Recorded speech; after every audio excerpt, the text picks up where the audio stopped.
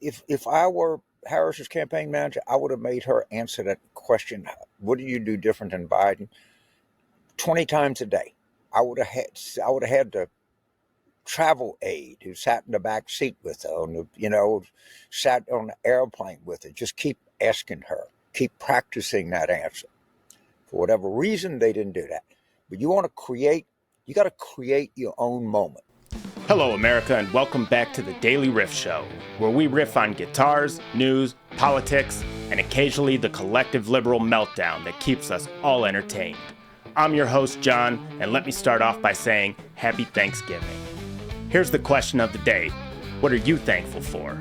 Write your answers in the chat so we can all be thankful together. Personally, I have so much to be grateful for. My amazing son, who's turning 2 this April, my family and their good health, and of course, we the people for finally saying enough is enough to the Democrat lies and propaganda. I'm also thankful for the one and only President Donald J. Trump. Here's a man who put his billionaire playboy lifestyle on hold to save this country from being run into the ground by progressive lunacy.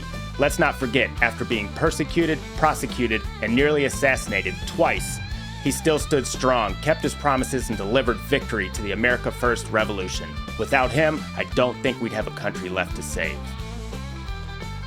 I'm also thankful for our military and police for keeping us safe, and I'm thankful for you, yes you, for being a part of this movement. Because of you, I get to be a voice of opinion that bleeds red, white, and blue. Together, we're pushing family values, patriotism, freedom, and liberty to the forefront of our beautiful nation. So that's what I'm thankful for. Now let's get into the real meat of the show, other than turkey, of course. Is President Trump turning the entire Democrat Party into full-blown copium addicts? You know, the kind of addicts who clutch soy lattes while riding electric scooters, crying about democracy with their hair looking like it came out of a neon paintball fight? It sure does seem that way. Let's talk about copium for a second. For those new to the term, it's that imaginary gas people inhale when reality doesn't go their way. And let me tell you, the left is huffing it harder than a TikTok influencer on a kale cleanse. After throwing every illegal and legal trick in the book at Trump, impeachments, investigations, smears, you'd think they'd take a breather. Nope.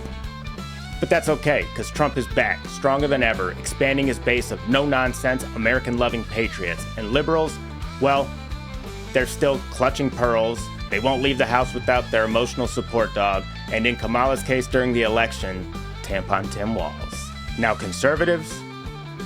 Yeah, we got the popcorn ready. The America First agenda is alive and well. And the left?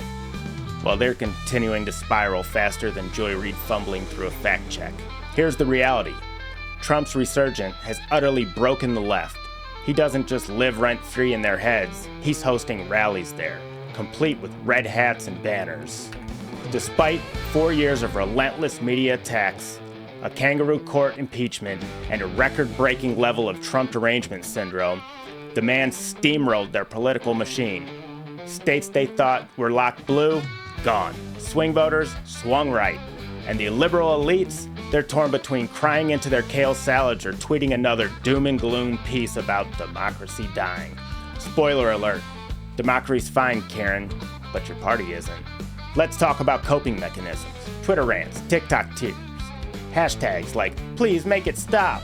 It's endless. Liberals are so addicted to the copium, they're running out of words to insult Trump. Racist? Check. Fascist? Double check. Misogynist? Again. We've heard it all. At this rate, they'll be calling him a Sith Lord by Christmas. And oh, the memes. Trump 2024, make liberals cry again. It isn't just a slogan, it's a way of life. Meanwhile, the left is clutching Nate Silver's latest poll like a security blanket and crying. But CNN said Kamala was up 5 points. Sure, Karen, remember how well those polls worked back in 2016? Let's relive the magic of election night. Trump's acceptance speech wasn't just a victory lap. It was a cultural reset. We the people have spoken, he declared, and we're taking our country back. And the left, they collectively imploded. AOC was furiously tweeting from her penthouse about how America is over. Bernie was muttering about billionaires. And then there was that viral clip of a college student in Portland crying in a drum circle screaming, "This can't be real." Bro, it's real. and it is glorious. So what's the takeaway? First, Trump is a master strategist, always 2 steps ahead.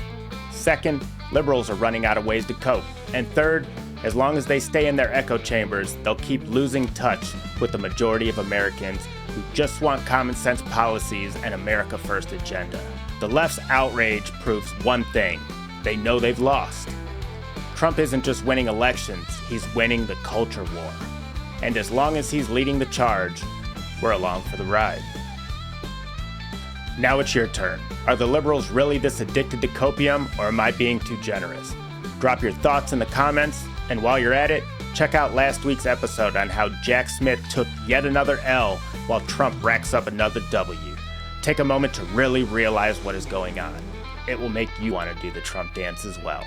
Until next time, stay sharp, stay free, and remember, MAGA isn't just a movement, it's a lifestyle.